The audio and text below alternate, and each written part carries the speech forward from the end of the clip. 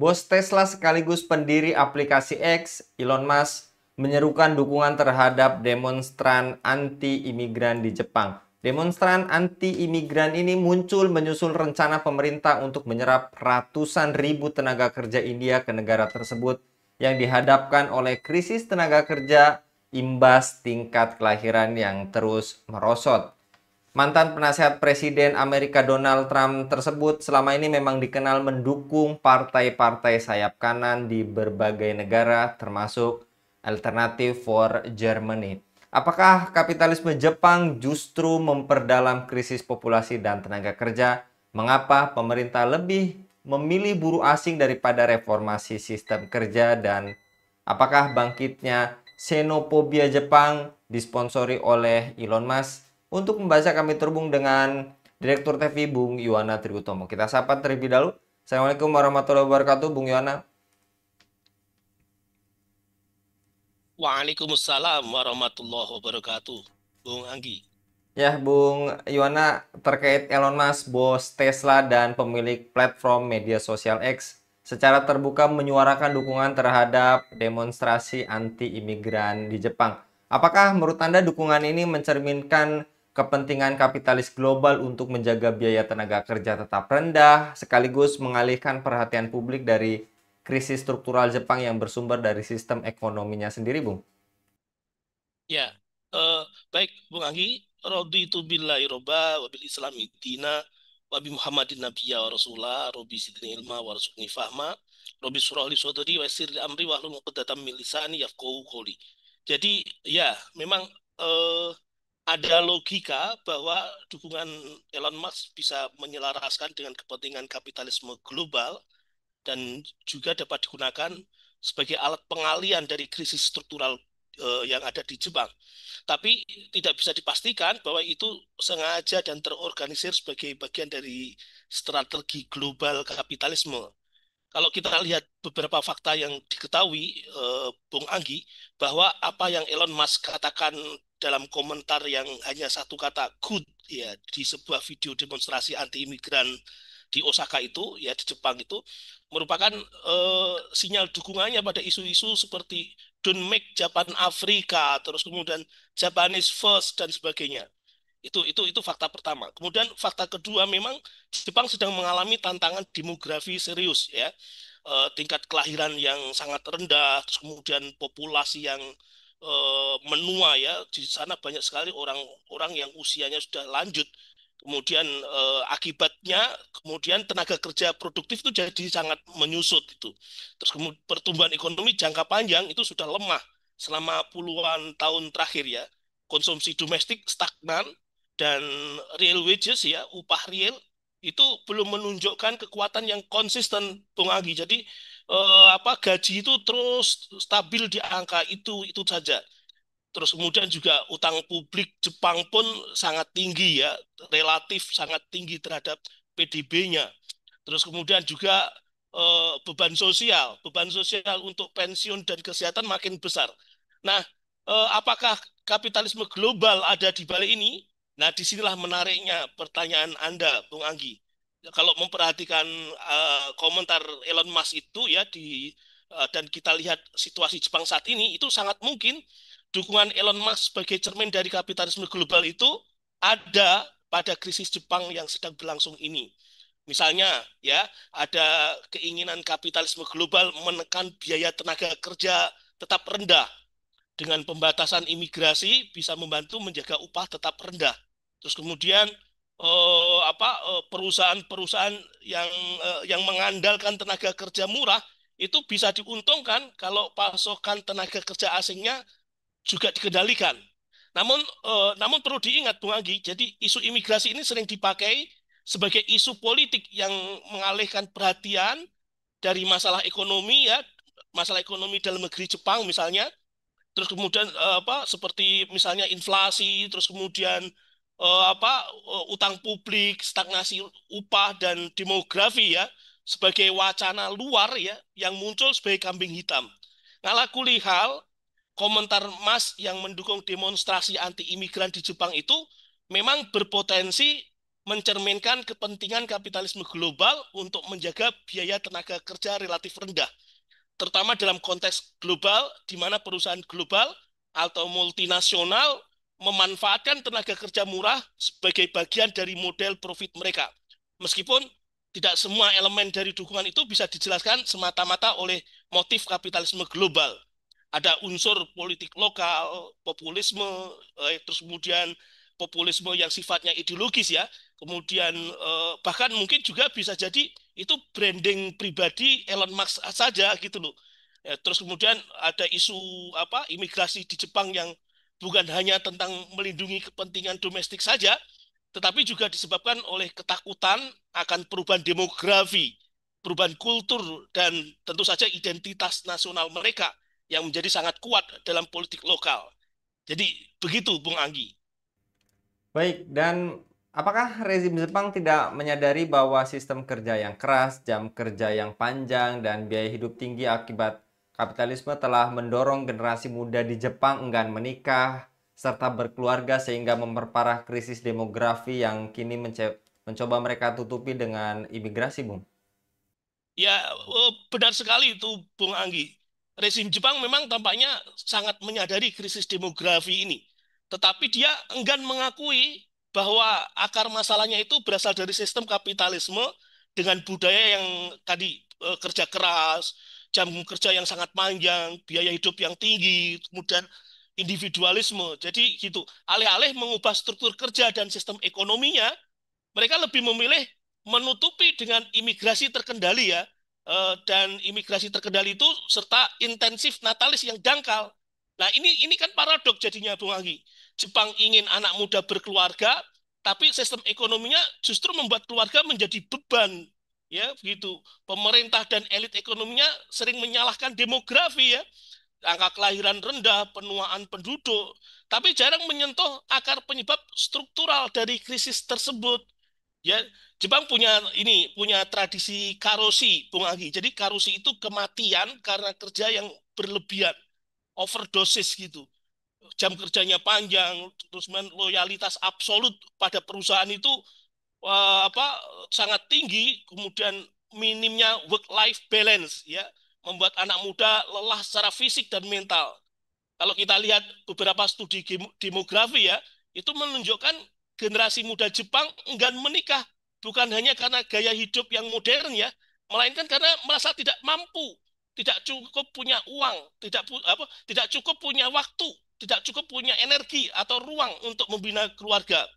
Di kota besar misalnya di Tokyo atau di Osaka, itu harga sewa rumah ya untuk kebutuhan tinggal mereka atau kebutuhan dasar yang lain itu sangat tinggi sekali, Bung Anggi. Sementara upah real mereka kan dari tahun-tahun ini ya beberapa tahun terakhir ini itu stagnan terus sebegitu terus tidak ada kenaikan sama sekali. Ini kan membesarkan belum lagi untuk apa? Untuk membesarkan anak ya itu dianggap sebagai beban finansial yang berat. Sehingga banyak pasangan yang memilih menunda punya anak ya atau bahkan tidak menikah sama sekali.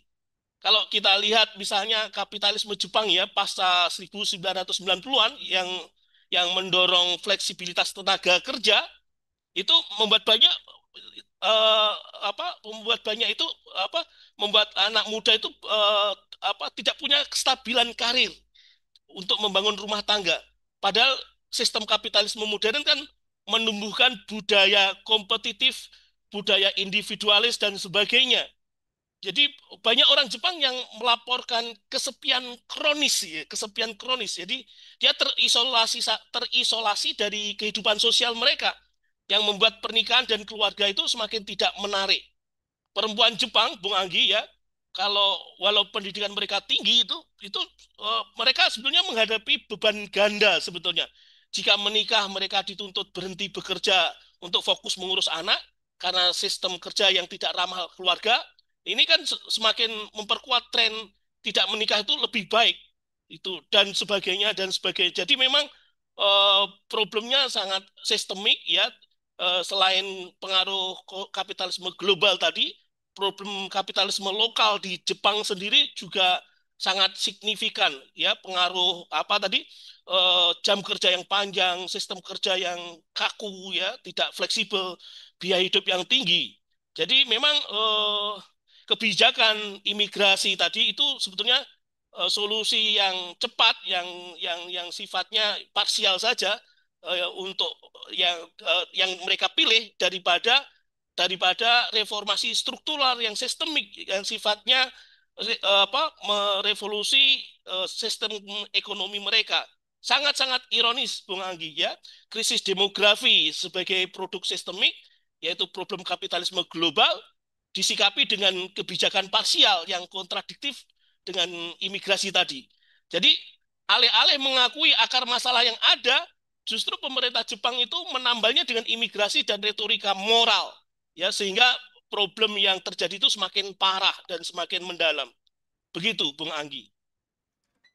Dan yang tadi telah Anda paparkan, apa dampak kebijakan pemerintah Jepang yang lebih memilih impor buruh asing ketimbang mereformasi sistem ketenaga kerjaan domestik? Mencerminkan pola eksploitasi kapitalistikkah? Dan apakah hal ini justru memperbesar resistensi sosial serta sentimen xenofobia, Bung? Ya itu sangat jelas, Bung Anggi. Kebijakan Jepang yang lebih memilih impor buruh asing ya daripada mereformasi sistem ketenaga kerjaan domestik mereka, ini mencerminkan pola eksploitasi kapitalistik ya. Buruh dijadikan komoditas murah, sementara masalah struktural dibiarkan saja, diabaikan saja. Padahal jalan pintas ini justru menimbulkan resistensi sosial dan memperbesar sentimen xenofobia apa yang Antum bilang tadi. Karena memang publik merasa beban demografi dan ekonomi itu dialihkan ke orang luar, ke imigran-imigran asing. Sementara ketidakadilan sistemik dalam negeri mereka tidak mereka sentuh, tidak pemerintah Jepang sentuh. Dampak jangka panjangnya tentu akan muncul ketidakstabilan sosial ya. Xenofobia akan meningkat, memicu benturan sosial itu pasti ya, terutama dipantik oleh partai-partai nasionalis yang biasa memanfaatkan sentimen anti imigran untuk meraih kekuasaan ya, sehingga justru malah memperlemah stabilitas politik. Dan tentu saja krisis demografi Jepang akan terus berlangsung, akan tetap ada karena memang akar masalahnya adalah kapitalisme global yang tercermin dalam budaya kerja keras, ya, biaya hidup tinggi dan stagnasi upah yang tidak terselesaikan tadi. Tentu saja akan melahirkan apa, eh, angka kelahiran domestiknya juga juga berpengaruh ya, apa, pertumbuhan penduduknya ya itu tetap rendah, sehingga kemudian pemerintah Jepang ini alih-alih menyelesaikan masalah ya, kebijakan ini justru menambah lebar jurang sosial ya, buruh asing tereksploitasi, sementara warga lokal makin frustasi karena merasa negara lebih memilih orang luar ketimbang memperbaiki nasib rakyatnya sendiri. Begitu, Bung Anggi.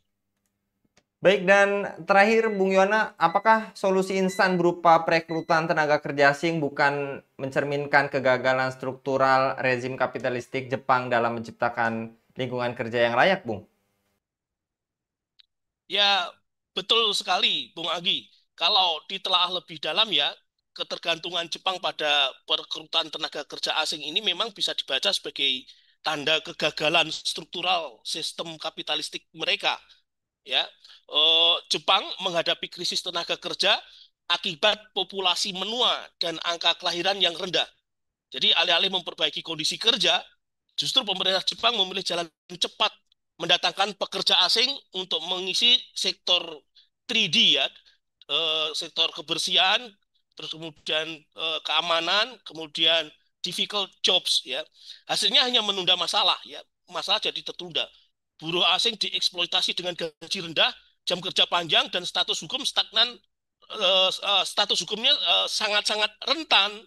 Kemudian lingkungan kerja yang tidak layak juga, jam kerja yang ekstrim ya, budaya karusi tadi, kemudian budaya loyalitas ke perusahaan yang sangat sangat loyalitas buta lah saya sebut begitu. Terus fleksibilitas sangat minim. Jadi muncul tidak adil dalam distribusi ekonomi, upah real stagnan ya berapa puluhan tahun bahkan ya. Kemudian eh, biaya hidup yang terus naik ya, terutama perumahan dan pendidikan di Jepang itu sangat-sangat mahal. tidak ramah keluarga, ya sistem ketenaga kerjaan membuat perempuan sulit menyimbangkan karir keluarga. Antara karir dan keluarga itu sulit diseimbangkan oleh perempuan Jepang. Sementara pria kehilangan waktu bersama keluarga mereka karena kerja yang berlebihan, ya jam kerja yang sangat panjang itu. Nah, inilah kapitalisme Jepang itu menomorsatukan pertumbuhan dan profit ketimbang kesejahteraan manusia. Sehingga wajar jika generasi muda Jepang itu enggan menikah dan berkeluarga. Dan itu kemudian buruh asing diundang gitu loh. Memang buruh asing bisa menutup kekurangan sementara sih, tapi tidak menambah kelahiran domestik. Dengan populasi yang terus menua, krisis tenaga kerja akan terus berulang. Itu terjadi siklik gitu setiap dekade. Resistensi sosial dan xenofobia tentu semakin tumbuh ya, karena publik melihat imigran Jepang, imigran dari tenaga kerja asing tadi sebagai kambing hitam saja, bukan sebagai solusi. Itu jadi memang terdapat paradok kapitalisme yang ada di Jepang itu ya, saat Jepang ingin mempertahankan statusnya sebagai ekonomi yang kuat, ya mempertahankan kekuatan ekonominya, namun enggan mengorbankan mesin kapitalisme yang mereka miliki, yaitu budaya kerja yang keras, fleksibilitas buruh rendah, orientasi profit dan sebagainya itu. Padahal itu kan mesin-mesin kapitalisme. Maka yang terjadi, imigrasi tadi dijadikan tambal sulam saja. Padahal problem mendasarnya adalah model ekonomi dan sosial yang tidak berkelanjutan. Ya itulah akibat menerapkan sistem kapitalisme yang akal-akalan manusia saja. Harusnya Jepang sadar, ya, kembali kepada aturan sang pencipta alam, harusnya begitu, Bung Anggi. Wallahu alam biswab. Terima kasih, Bung Anggi. Baik, jazakallah Bung Yono untuk paparannya. Ini menjadi pelajaran bagi kita bersama. Memang di Jepang lagi-lagi yang permasalahannya bukan mendatangkan imigran gitu ya Bung Yono, tapi lagi-lagi memang didesain secara struktural seperti itu. Jazakallah sekali lagi Bung Yono untuk paparannya pada kabar petang kali ini. Demikian pemirsa Ilava News, dukung dengan subscribe, share, dan like. Semoga menjadi kebaikan bagi kita semua di dunia dan di akhirat. Saya Anggi Suwana diundur diri. Assalamualaikum warahmatullahi wabarakatuh.